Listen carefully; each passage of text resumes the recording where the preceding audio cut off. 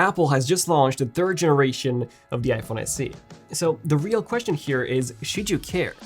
Is this just a boring iPhone, or is it secretly the best deal that Apple offers? Speaking of great deals, Smarty, our sponsor for this video, offers you 60 gigabytes of data for just £10 a month, or 200 gigabytes for just £15 a month. There is no contract, so you can cancel at any time. 5G is included, as well as 12 gigabytes of EU roaming. These are limited time offers only, so make sure to grab them while they're here. Check out Smarty by using the link below. And now back to the video with the first thing that I want to address, which is, what is the iPhone SE actually? Well, the SE branding comes from Special Edition, which I guess it kind of is, as it recycles the old iPhone 8 chassis but updates some of its internals. Sort of like upgrading the engine of a classic car. Now that I think about it, they should have called this the iPhone Classic. In fact, from the front, you wouldn't even be able to tell the difference between the iPhone SE 3 from 2022 and the iPhone 6 from 2014, 8 years ago.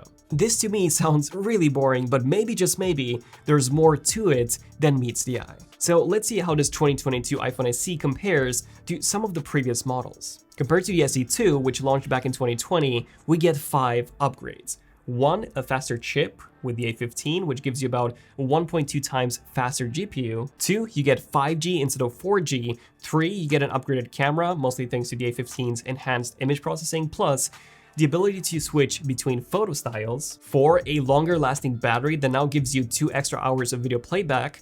And 5, we also get some new colors, with midnight instead of black, starlight instead of white, and a darker red. Compared to the iPhone 8, on top of the upgrades over the SE2, you get an even bigger performance jump, 1.8 times faster CPU and a 2.2 times faster GPU. You also get a portrait lighting effect in the camera, which the 8 was lacking entirely. You also get stereo video recording, faster Wi-Fi with Wi-Fi 6 instead of 5, express cards for public transport, which means that even when your phone is fully powered off, you would still be able to scan your public transport cards using the iPhone, and you also get support for eSIM. But once you go down to the iPhone 7 or even older, that's when the real upgrades begin, and that's where I really think it is actually worth upgrading from. So on top of all the upgrades that I already mentioned, upgrading from the iPhone 7 would give you a 2 times faster CPU and an almost 4 times faster GPU. You also get a slightly updated design on the back with glass instead of aluminum. You also get wireless charging, as well as double the base storage to 64 gigabytes. You also get a True Tone display that makes it so much easier on the eyes when you're reading, as the phone would be matching the ambient lighting. And even though the camera hardware is still the same, you will be benefiting from major improvements in image processing thanks to that Apple A15 chip compared to the old Apple A10 chip. And I think that a biggest upgrade here is the addition of portrait mode, which the iPhone 7 did not have at all, as well as support for faster charging up to 50% in just 30 minutes. I do believe that if you are indeed coming from an iPhone 7, then this new iPhone SE 3 is actually worth considering. And of course, that if you're coming from the iPhone 6s, or especially the iPhone 6, the biggest upgrades that you'll be getting would be much better performance, a much better camera with 4K video recording if you're coming from the iPhone 6. You also get an improved display with richer colors and the P3 color gamut. You get 4 more hours of video playback, double or even quadruple the storage if you're coming from the iPhone 6. You get water resistance, 5G, better speakers, fast charging, wireless charging, although you do sadly lose the headphone jack. But the improvements if you're coming from the iPhone 6s, the iPhone 6, or even the iPhone 7 are massive, even though the design does remain almost unchanged. But did you guys know that Apple is still selling the iPhone 11 for just $70 more, which begs the question,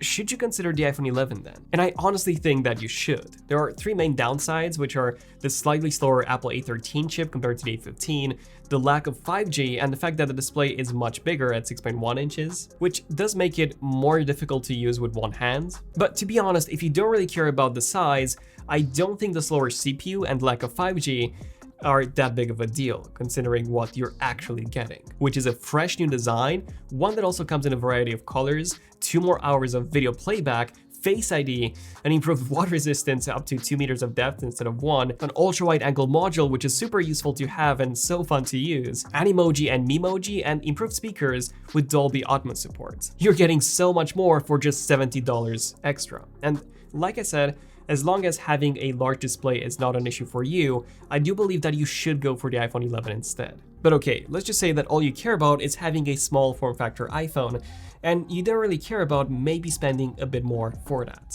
So in that case, should you spend the $170 more and get the iPhone 12 mini?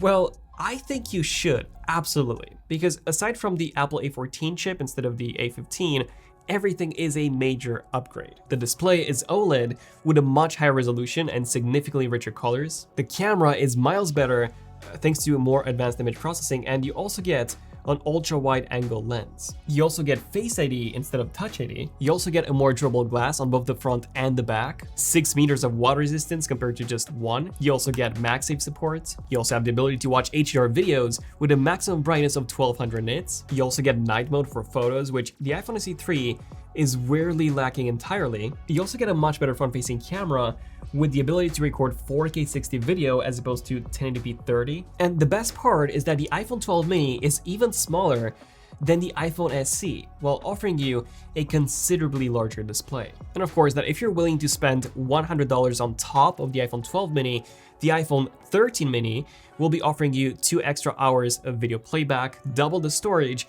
an even brighter display, and a considerably better camera with the same module as the iPhone 12 Pro Max. Okay, so I think we clarified that if you want the best iPhone in terms of portability, you should go for the iPhone 12 mini or 13 mini. And if you want an iPhone that costs less than $500, your best bet is actually the iPhone 11. So the two main reasons to get the iPhone SE 3 are, one, if you want an iPhone that still has a physical home button, and two, if you want the cheapest iPhone possible. But even then, I do think that you might have some better options. For example, Apple has a refurbished store where they sell some repaired products at some great prices. And you can actually buy an iPhone XR for $420, the exact same price as the iPhone SE 3.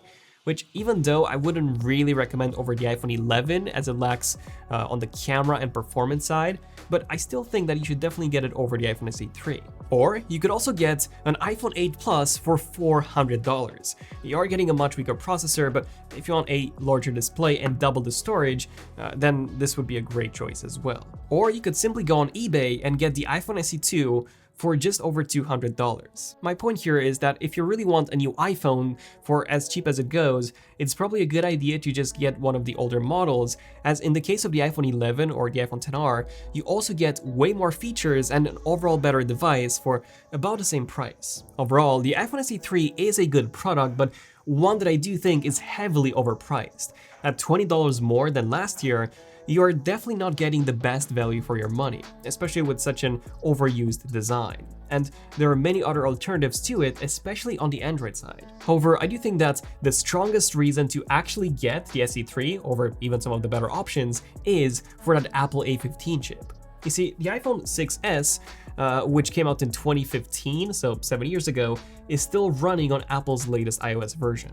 And since the A15 is Apple's most powerful iPhone chip to date, I expect this to last you for at least another 7 years, if not even more than that. $420 over 7 years translates to just $60 a year, or $5 a month, which at the end of the day is actually the main reason to get the iPhone SE 3. But yeah, let me know in the comments, what do you guys think? And definitely stay tuned for a lot more videos on not just the iPhone SE 3, but also some of the other Apple products announced at the event, such as the Apple Studio Display, the Mac Studio, and the brand new iPad Air. I'm Daniel, this is Zen of Tech, and I'll see you guys in the next one. Zen of Tech, signing out. Cheers.